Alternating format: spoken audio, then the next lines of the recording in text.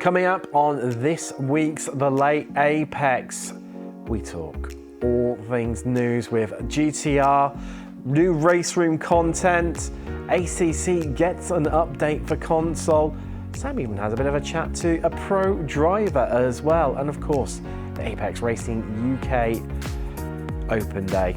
That's all this week on The Late Apex.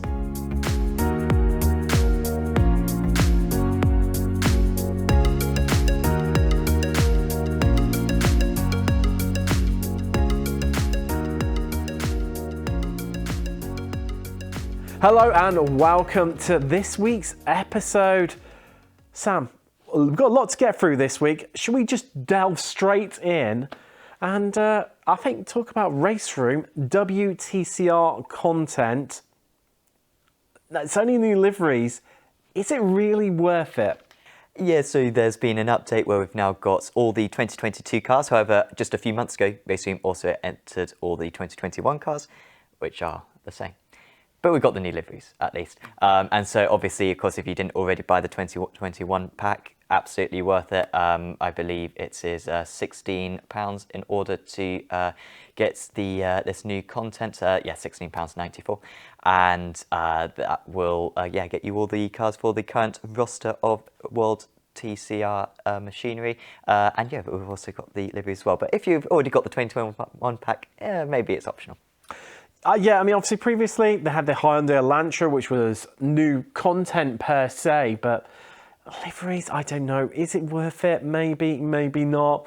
Like you said, I think if you don't own the content already, then probably worth splashing the cash, or if you're a complete touring car purist as well, I think it's got to be worth a go, hasn't it? I'm sure there'll be plenty of people out there purchasing it and spending their good hard money on it. On to something a little bit new. Now, this is very much forthcoming.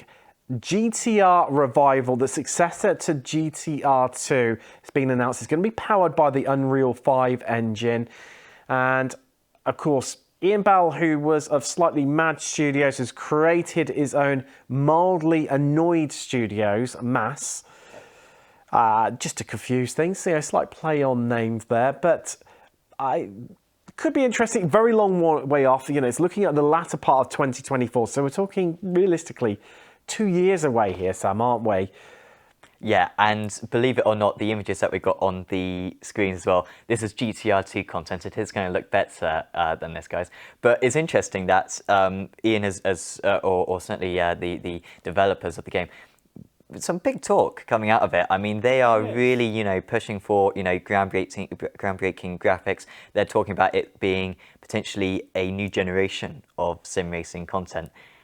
This is very early stages, obviously. And of course, anyone who knows sort of, I guess, just game development, let alone sim racing development, 2 years, is that going to be 3 years? Is that going to be 4 years? So we should be a bit reserved at the moment. But I mean, I played GTR2. I'm just happy that the franchise is coming back. And the new GTR game as well will be coming to consoles as well. And I mean, I remember 10 years ago when you're looking at like simulators for console games, pretty much nothing. I mean, like there was very slim pickings about it. And now you got, you know, Project Cars, you got Assetto Corsa, you got, of course, now GTR will be joining the fray as well, and you know, a lot more content on those platforms, which is absolutely brilliant. So yeah, it's a really competitive market. Of course, World of Outlaws, of course, by iRacing. They've made the leap across from being solely PC and into that console market.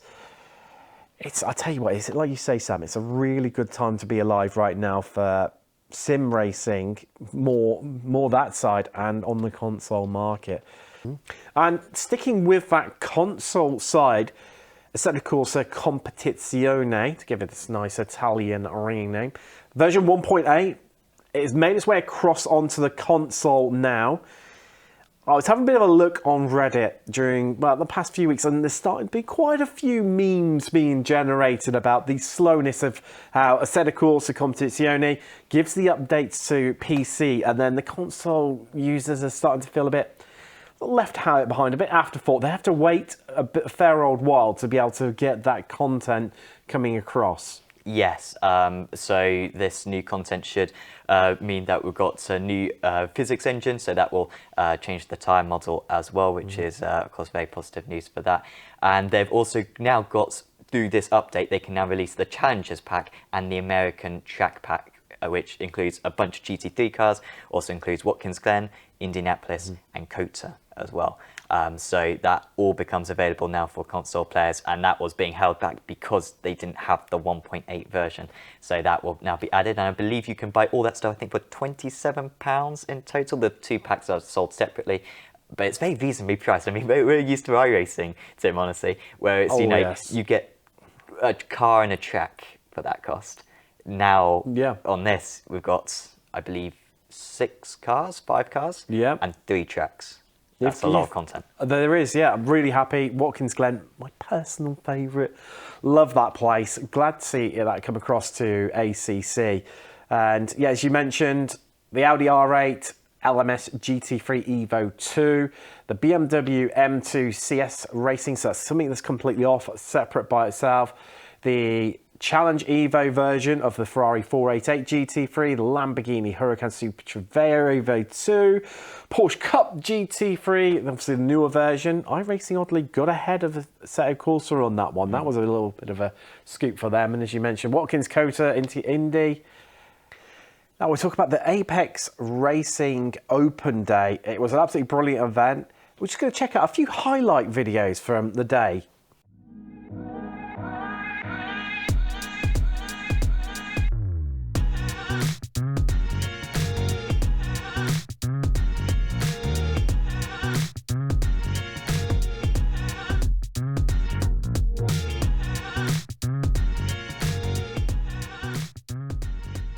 So now joined by pro streamer, Thank you.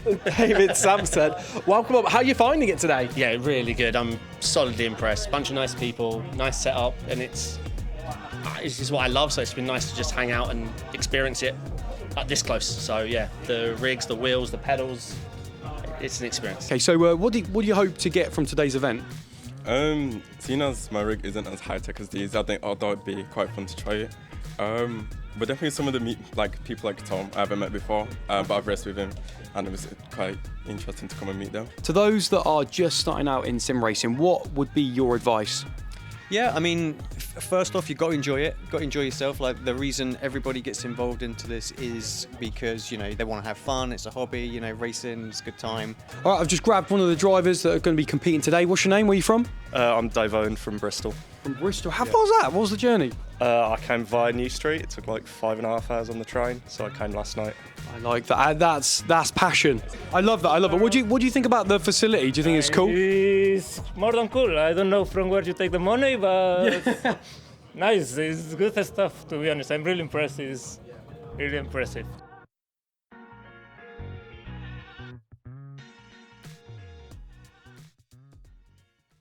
Well, it was, I'll tell you what, a really, really eventful day. Plenty of people turned out for it. There were interviews, competitions, and even a couple of pro streamers turned up for the event as well, Sam. Yeah, it was really great to see so many people, and a lot of people that we've commentated on in the past, even, you know, chatted on just as friends. So to see people in person was a really, really good time that everyone had. And I think the tournament really worked quite well, I think. I mean, it was so competitive. That's what I like. Everyone had so much experience that when they got into the car, they were straight away on the pace. And so we had a really good 7 races, I believe it was, out there. So, no, really, really fun day. And I think everyone really enjoyed their time and really enjoyed our BRS hardware as well. Well, and mentioning that hardware, there were prizes up for grabs. Leo Garibaldi, he ran away as winner in the tournament. Obviously, David Owen, he picked up the Hot Lap competition win as well. And they got their choice of prizes. Leo decided on, well, some of these lovely pedals that are just in front of us right here. And he absolutely loved them. I'm just sure if you follow us on our socials here at Apex Racing TV, you will have seen pictures of him posted with the pedals. Bundling and trying to hold them all and contain himself. And, well, it was, you can find out more about those, the pedals and all the prizes up for grabs and the equipment that you have for sale here by heading across to apexracingsim.com. There'll be a link down below in the description so you can check that one out. We're going to head to a commercial break right now. Stay tuned though, because on the other side, Sam talks to a pro driver Well, that's an interesting insight. Of course, Sam versus Tim returns for another round. Can I pick up the victory? Well, history says probably not, but we're going to give it a good go. And we talk iRacing special events, and Sam ranks them in terms of which ones he thinks best. I don't think we're going to fall out over that one much. Well, if you're right, then if you've got good opinions. Oh, well, if it's Sam, he'll be wrong, but join in on the other side. We'll see you after this quick break.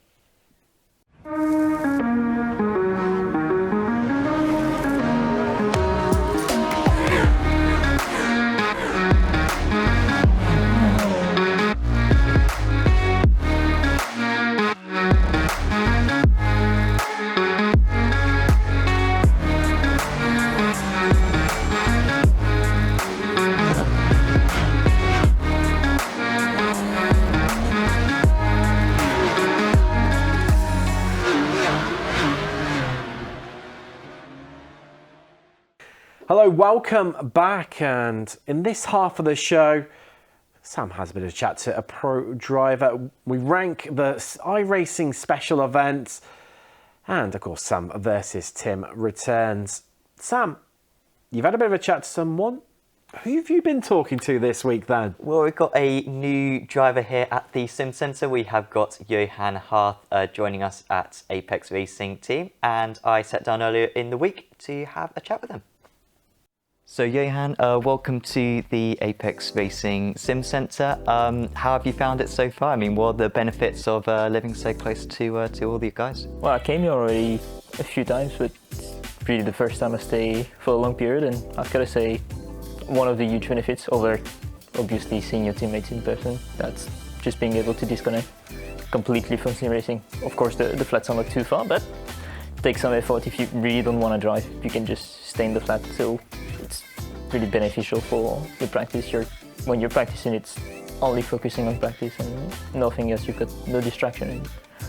And how does sort of the equipment that you have here compared to what you had back before? Main difference for me, obviously triple screens. At home I'm on an ultra wide because of a lack of room, but yeah, pedals are relatively the same.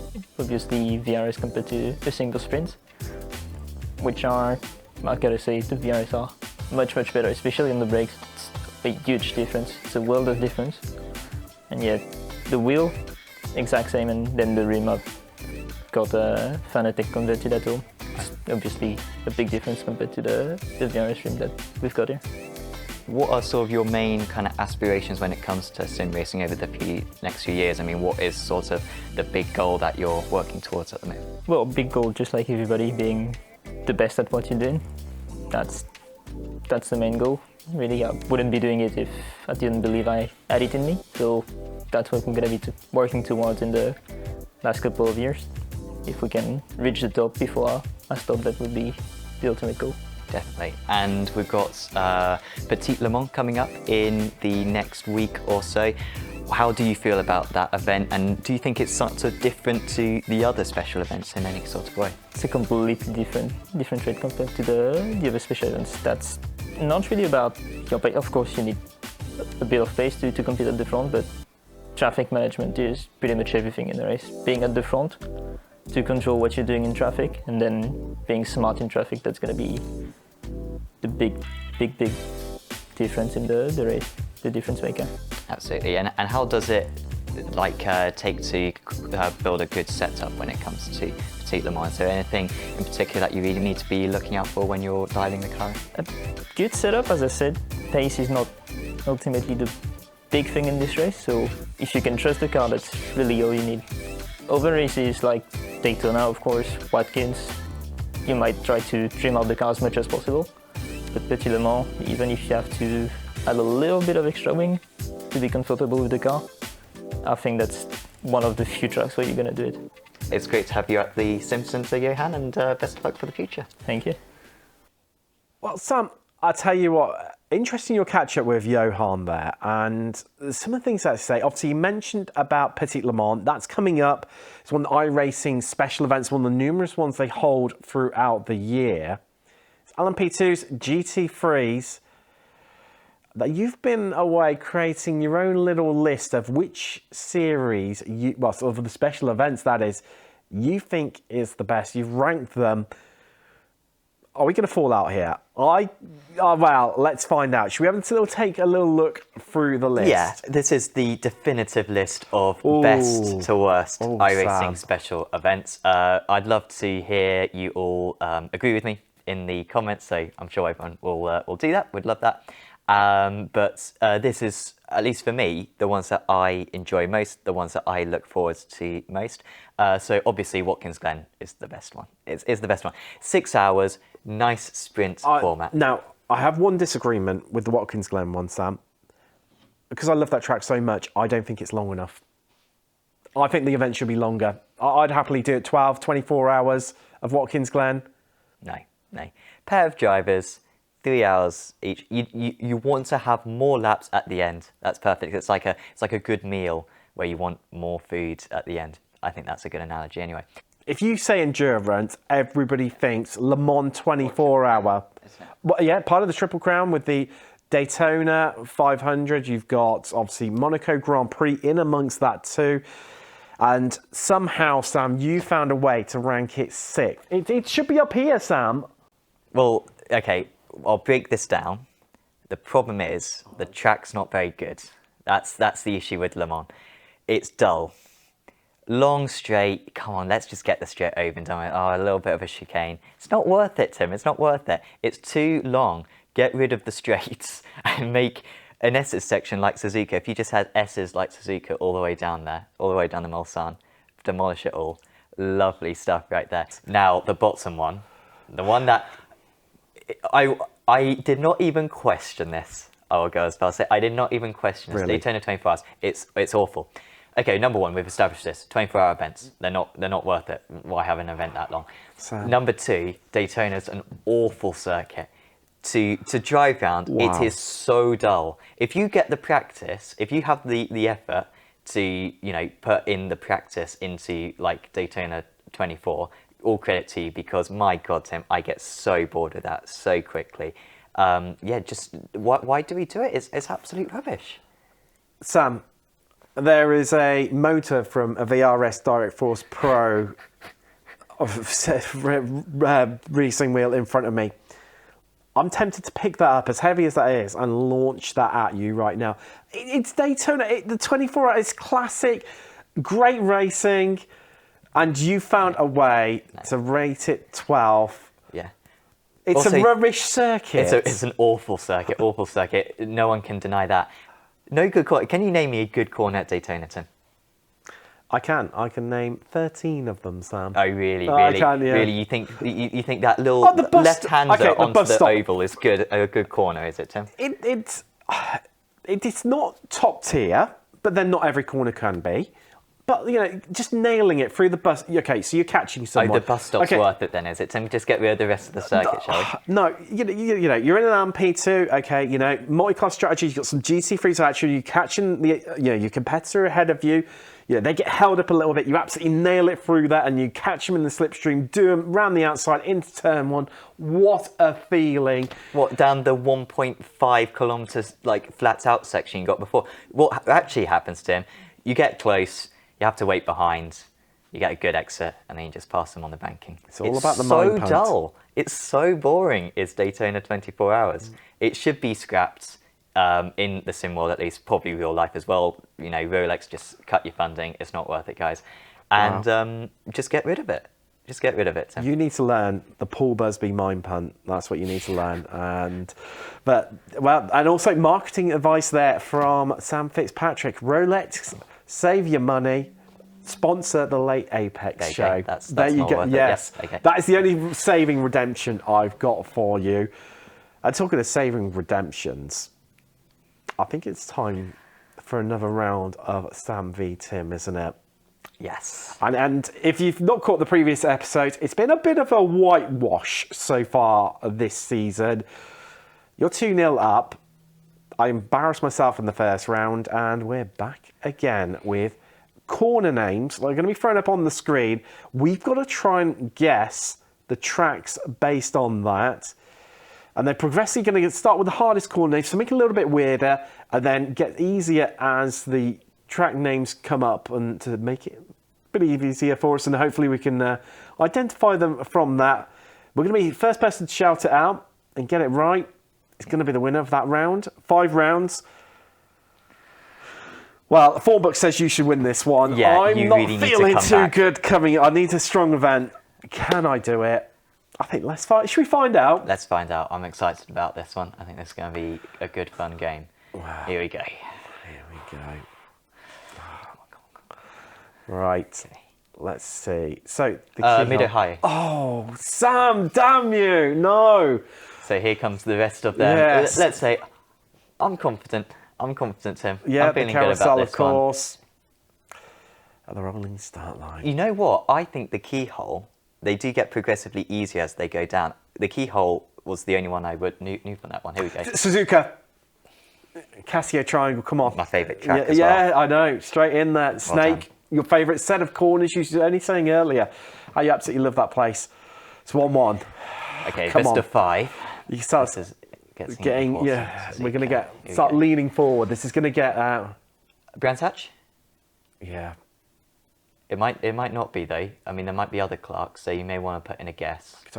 No. It's not kill, not kill. Not kill.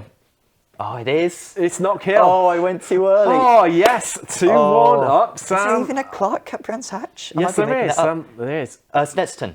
Oh, yeah, you should know that. Or is it? Yeah, it is. Yeah, it is. Murray's Gee, okay, is cool. the last corner. You should know that on that. So this comes down to the deciding one now, Sam. Yes. It's 2-2. Who's going to win this? Right. Okay. I'm poised. Sterling's. Brands Hatch. Yeah, it is. It's Brands Hatch. I wasn't You've got- sure after the first It is. one. Yeah. Is it? Right. It is. It is. Oh, Sam. Yes. That's the closest one yet. No. No. I was so hesitant on that as well. I wasn't sure after the first one. Oh, that would feel good. That felt so much better than the first 2. But that was a good effort. Of course, Well, lets it us know was. how quick you, of course, got them back at home. But I think now it's time to have a little look at what's coming up this week on Apex Racing TV. Busy week ahead. Of course, Saturday looking a little bit like, and Friday as well. Of course, we've got, as we mentioned, busy weekend. But I tell you what, it's got some absolute crackers. What's your pick of the bunch from this week's action, Sam? Well, of course, I'm always going to look forward to the Truck Series every week. I mean, honestly, Sunday, that's some roster where we've got Truck Series. Oh, yeah. Spec Racer Ford, IGP Fun, Cost Spec Racer Ford, and IGP Fun 40+ drivers every single week. ARL Trucks is just going to be totally random. No one knows who's going to win. Yeah, I mean, I would say probably the Truck Series. Of course, we've gone to Talladega last week, and then we kind of head further into the season as well. So I think that one is probably going to be worth watching. Well, and that's getting really crucial right now as well, because they're reaching the the playoff sort of section where the top 8, they get their points reset. So and it's been a complete lottery this season. Different winners each round. Anyone.